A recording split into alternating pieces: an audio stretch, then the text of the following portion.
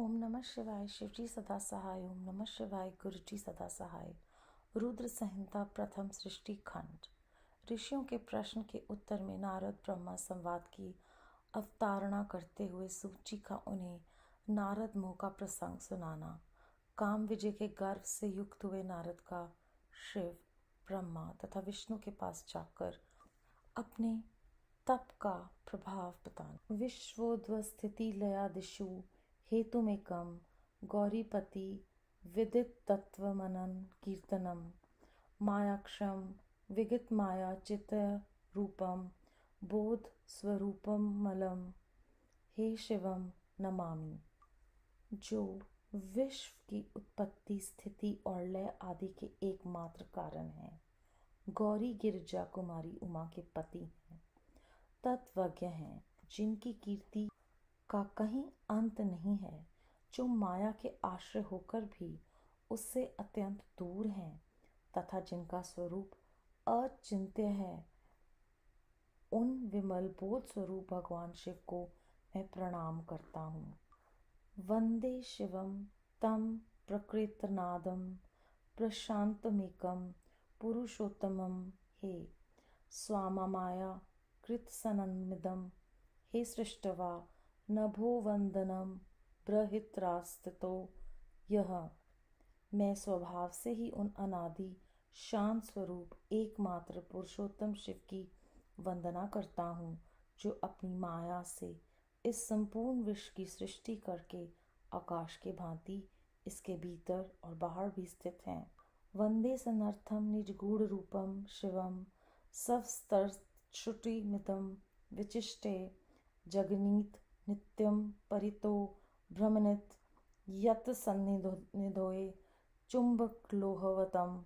जैसे लोहा चुंबक से आकृष्ट होकर उसके पास ही लटका रहता है, उसी प्रकार ये सारे जगत सदा सब ओर जिसके आसपास ही भ्रमण करते हैं, जिन्होंने अपने से ही इस प्रपंच को रचने की विधि बताई है, जो सबके भीतर अंतर्यामी रूप से विराजमान है तथा जिनका अपना स्वरूप अत्यंत गूढ़ है, उन भगवान शिव की मैं सादर वंदना करता हूँ। व्यास जी कहते हैं, जगत के पिता भगवान शिव, जगन माता कल्याणमयी पार्वती तथा उनके पुत्र गणेश जी को नमस्कार करके हम इस पुराण का वर्णन करते हैं। एक समय की बात है, नैमिषारण्य में निवास करने वाले शौनक आदि सभी मुनियों ने उत्तम भक्ति भाव के साथ सूत जी से पूछा। ऋषि बोले, महाभाग सूत जी, विद्वेश्वर संहिता की जो साध्य साधन खंड नाम वाली शुभ एवं उत्तम कथा है, उसे हम लोगों ने सुन लिया। उसका आदि भाग बहुत ही रमणीय है तथा वह शिव भक्तों पर भगवान शिव का वात्सल्य स्नेह प्रकट करने वाली है। विद्वान, आप भगवान शिव के परम उत्तम स्वरूप का वर्णन कीजिए, साथ ही शिव और पार्वती के दिव्य चरित्रों का पूर्ण रूप से श्रवण कराइए। हम पूछते हैं, निर्गुण महेश्वर लोक में सगुण रूप कैसे धारण करते हैं? हम सब लोग विचार करने पर भी शिव तत्व को नहीं समझ पाते। सृष्टि के पहले भगवान शिव किस प्रकार अपने स्वरूप से स्थित होते हैं, फिर सृष्टि के मध्यकाल में वे भगवान किस तरह क्रीड़ा करते हुए सम्यक व्यवहार बर्ताव करते हैं, और सृष्टि कल्प का अंत होने पर वे महेश्वर देव किस रूप में स्थित रहते हैं। लोक कल्याणकारी शंकर कैसे प्रसन्न होते हैं, और प्रसन्न हुए महेश्वर अपने भक्तों द्वारा दूसरों को कौन सा उत्तम फल प्रदान करते हैं, ये सब हमसे कहिए। हमने सुना है कि भगवान शिव शीघ्र प्रसन्न हो जाते हैं। वे महान दयालु हैं, इसीलिए अपने भक्तों का कष्ट नहीं देख सकते। ब्रह्मा, विष्णु और महेश, ये तीन देवता शिव के ही अंग से उत्पन्न हुए हैं। उनकी प्रकाष्ठय की कथा तथा उनके विशेष चरित्र का वर्णन कीजिए। प्रभु, आप उमा के आविर्भाव और विवाह की भी कथा कहिए। विशेषतः उनके गृहस्थ्य धर्म का और अन्य लीलाओं का भी वर्णन कीजिए। निष्पाप सूत जी, हमारे प्रश्न के उत्तर में आपको ये सब तथा दूसरी बातें भी अवश्य करनी चाहिए। सूत जी ने कहा, मुनीश्वरों, आप लोगों ने बड़ी उत्तम बात पूछी है। भगवान सदाशिव की कथा में आप लोगों की जो आंतरिक निष्ठा हुई है, इसके लिए आप धन्यवाद के पात्र हैं। ब्राह्मणों, भगवान शंकर का गुणानुवाद सात्विक, राजस और तामस तीनों ही प्रकृति के मनुष्यों को सदा आनंद प्रदान करने वाला है। पशुओं की हिंसा करने वाले निष्ठुर कसाई के सिवा दूसरा कौन सा पुरुष उस गुणावाद को सुनने से ऊब सकता है, जिसके मन में कोई तृष्णा नहीं है। ऐसे महात्मा पुरुष भगवान शिव के उन गुणों का गान करते हैं। क्यों वह गुणावली संसार रूपी रोग की दवा है, मन तथा कानों को प्रिय लगने वाली और संपूर्ण मनोरथों को देने वाली है। ब्राह्मणों, आप लोगों के प्रश्न के अनुसार मैं यथा बुद्धि प्रयत्न पूर्वक शिव लीला का वर्णन करता हूँ। आप आदर पूर्वक सुने।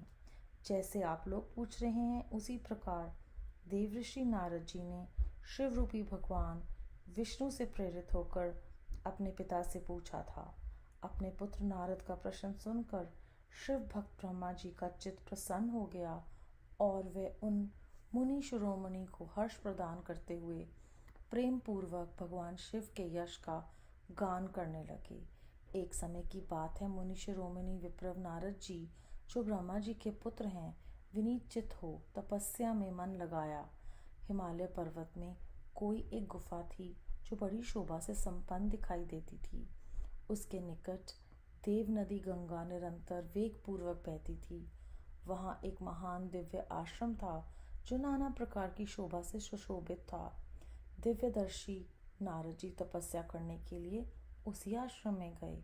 उस गुफा को देखकर मुनिवर नारद जी बड़े प्रसन्न हुए और सुदीर्घ काल तक वहाँ तपस्या करते रहे। उनका अंतःकरण शुद्ध था। वे दृढ़ता पूर्वक आसन बांधकर मौन हो प्राणायाम पूर्वक समाधि में स्थित हो गए। ब्राह्मणों, उन्होंने वह समाधि लगाई जिसमें ब्रह्मा का साक्षात्कार कराने वाला अहम ब्रह्मास्मि, मैं ब्रह्मा हूँ, यह विज्ञान प्रकट होता है। मुनीश्वर नारद जी जब इस प्रकार तपस्या करने लगे, उस समय ये समाचार पाकर देवराज इंद्र कांप उठे। वे मानसिक संताप से विहल हो गए। ये नारद मुनि मेरा राज्य लेना चाहते हैं। मन ही मन ऐसा सोचकर इंद्र ने उनकी तपस्या में विघ्न डालने के लिए प्रयत्न करने की इच्छा की। उस समय देवराज ने अपने मन से कामदेव का स्मरण किया। स्मरण करते ही कामदेव आ गए। महेंद्र ने उन्हें नारद जी की तपस्या में विघ्न डालने का आदेश दिया। यह आज्ञा पाकर कामदेव वसंत को साथ ले बड़े गर्व से उस स्थान पर गए और अपना उपाय करने लगे। उन्होंने वहां शीघ्र ही अपनी सारी कलाएं रच डाली। वसंत ने भी मदमत होकर अपना प्रभाव अनेक प्रकार से प्रकट किया। मुनिवरों, कामदेव और वसंत के अथक प्रयत्न करने पर भी नारद मुनि के चित्त में विकार नहीं उत्पन्न हुआ। महादेव जी के अनुग्रह से उन दोनों का गर्व चूर्ण हो गया। शौनक आदि महर्षियों, ऐसा होने में जो कारण था उसे आदर पूर्वक सुनो। महादेव जी की कृपा से ही नारद मुनि पर कामदेव का कोई प्रभाव नहीं पड़ा। पहले उसी आश्रम में काम शत्रु भगवान शिव ने उत्तम तपस्या की थी और वहीं उन्होंने मुनियों की तपस्या का नाश करने वाले कामदेव को शीघ्र ही भस्म कर डाला था।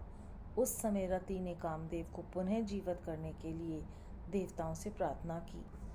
तब देवताओं ने समस्त लोगों का कल्याण करने वाले भगवान शंकर से याचना की। उनकी याचना करने पर वे बोले, देवताओं, कुछ समय व्यतीत होने के बाद कामदेव जीवित तो हो जाएंगे, परंतु यहाँ उनका कोई उपाय नहीं चल सकेगा। अमरगण, यहाँ खड़े होकर लोग चारों ओर जितनी दूर की भूमि को नेत्र से देख पाते हैं, वहाँ तक कामदेव के बाणों का प्रभाव नहीं चल सकेगा, इसमें संशय नहीं है। भगवान शंकर की इस युक्ति के अनुसार उस समय वहाँ नारद जी के प्रति कामदेव का निजी प्रभाव मिथ्या सिद्ध हुआ। वे शीघ्र ही स्वर्लोक में इंद्र के पास लौट गए। वहाँ कामदेव ने अपना सारा वृतांत और मुनि का प्रभाव कह सुनाया। तत्पश्चात इंद्र की आज्ञा से वे वसंत के साथ अपने स्थान को लौट गए। उस समय देवराज इंद्र को बड़ा विस्मय हुआ। उन्होंने नारद जी की भूरी भूरी प्रशंसा की, परंतु शिव की माया से मोहित होने के कारण वे उस पूर्व वृत्तांत को स्मरण न कर सके। वास्तव में इस संसार के भीतर सभी प्राणियों के लिए शंभु की माया को ही जानना अत्यंत कठिन है। जिसने भगवान शिव के चरणों में अपने आप को समर्पित कर दिया, उस भक्त को छोड़कर शेष सारा जगत उनकी माया से मोहित हो जाता है। नारद जी भगवान शंकर की कृपा से वहाँ चिरकाल तक तपस्या में लगे रहे। जब उन्होंने अपनी तपस्या को पूर्ण हुई समझा, तब वे मुनि उससे विरक्त हो गए। कामदेव पर मेरी विजय हुई ऐसा मानकर उन मुनीश्वर के मन में व्यर्थ ही गर्व हो गया। भगवान शिव की माया से मोहित होने के कारण उन्हें यथार्थ बात का ज्ञान नहीं रहा। वे ये नहीं समझ सके कि कामदेव के पराजित होने में भगवान शंकर का प्रभावी कारण है। उस माया से अत्यंत मोहित हो मुनि शिरोमणि नारद अपना काम विजय संबंधी वृतांत बताने के लिए तुरंत कैलाश पर तत्पर गए। उस समय वे विजय मत से उन्मत्त हो रहे थे। वहाँ रुद्र को नमस्कार करके गर्व से भरे हुए मुनि ने अपने आप को महात्मा मानकर तथा अपने ही प्रभाव से कामदेव पर अपनी विजय हुई समझकर उनसे सारा वृतांत कह सुनाया। वह सब सुनकर भक्त वत्सल भगवान शंकर ने नारद जी से, जो अपनी शिव की ही माया से मोहित होने के कारण काम विजय के यथार्थ कारण को नहीं जानते थे और अपने विवेक को भी खो बैठे थे, कहा। रुद्र बोले, तात नारद, तुम बड़े विद्वान हो, धन्यवाद के पात्र हो, परंतु मेरी ये बात ध्यान देकर सुनो। अब से फिर कभी ऐसी बात कहीं भी न कहना। विशेषतः भगवान विष्णु के सामने इसकी चर्चा कदापि न करना। तुमने मुझसे अपना तो जो वृत्तांत बताया है उसे पूछने पर भी दूसरों के सामने न कहना। ये सिद्ध संबंधी वृत्तांत सर्वथा गुप्त रखने योग्य है। इसे कभी भी किसी पर प्रकट नहीं करना चाहिए।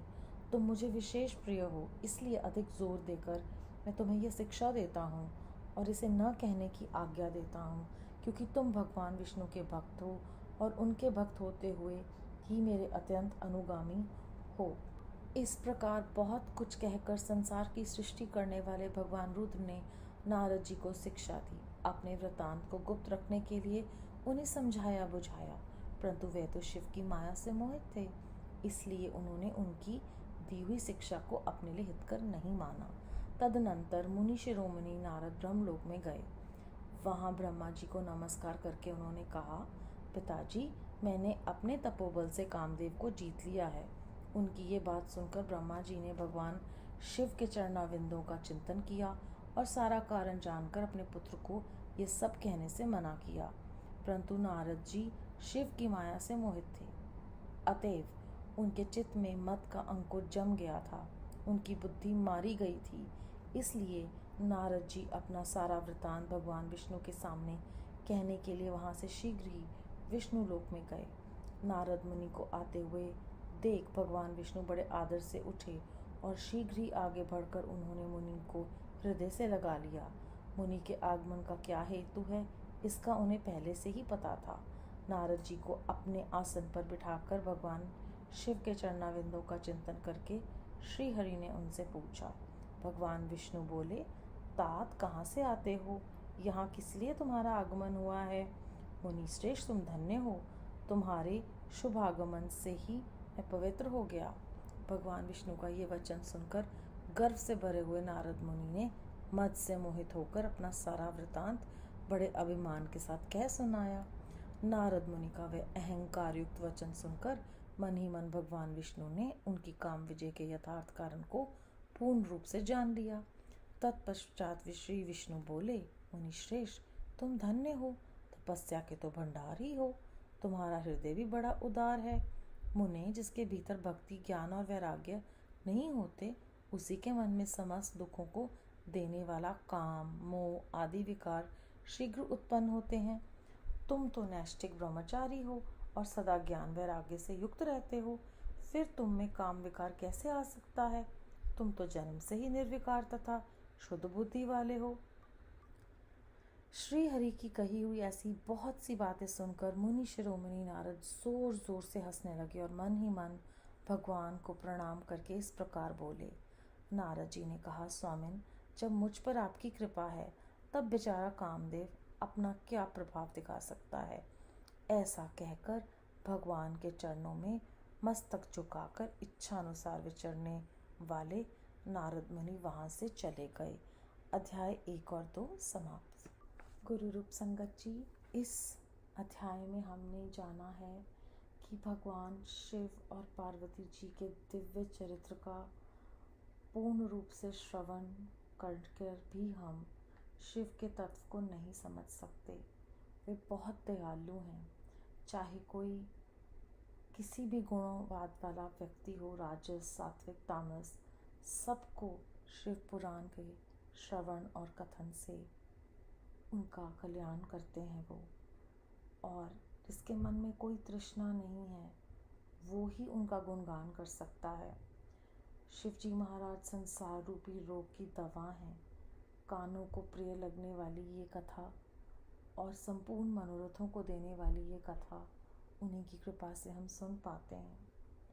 नारद जी ने जब तपस्या की तो उनका अंतःकरण शुद्ध था। तो हमें प्रेरणा मिलती है कि अगर हमें उस परमात्मा को पाना है तो सबसे पहले प्रयत्न करना होगा कि हम अपना अंतःकरण शुद्ध करने का प्रयास करें और वो उन्हीं की कृपा से होगा।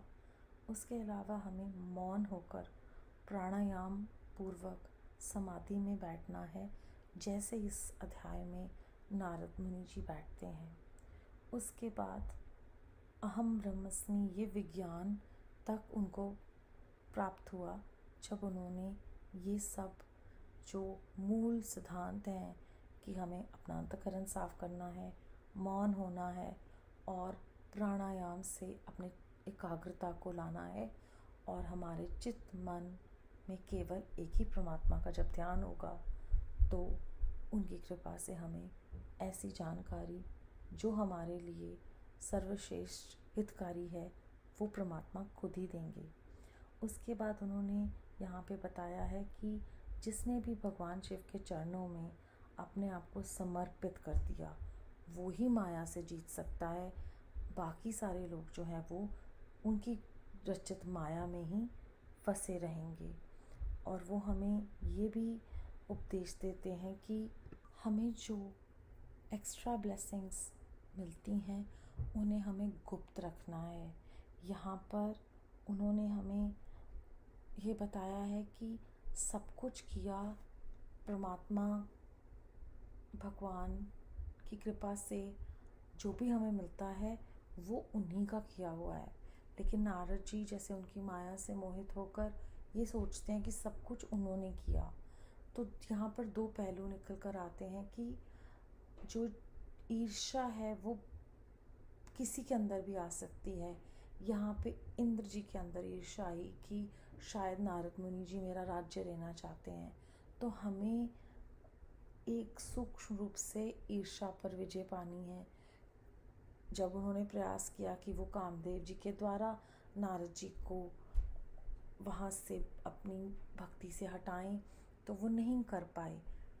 तो एक तो ये हमें यहाँ पर प्रेरणा मिलती है। दूसरी प्रेरणा, जब हम गुरु जी से जुड़े हैं तब से हम जानते हैं कि गुरु साहब हमें हर बार एक बात के लिए 3 बार रोकते हैं। उसके बाद हम अपने किए हुए कर्म को खुद ही भुगतेंगे।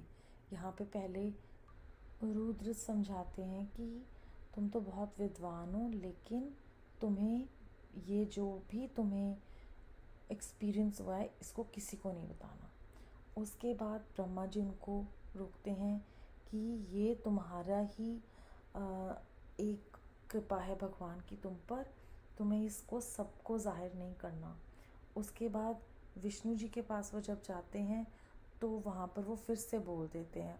तो यहाँ पर हमें ये समझाया जाता है कि जो भी हमारी इस तरह की भगवान की हम पर कृपा है वो सिर्फ हमारे लिए है। वो हमें अहंकारवश दूसरों के साथ नहीं बांटनी, क्योंकि इस अध्याय में यही सबसे बड़ा सार है कि उनकी दी हुई कृपा, उन्हीं की कृपा समझनी चाहिए हमें। करण करावनहार वो हैं, हमारे बस में कुछ नहीं।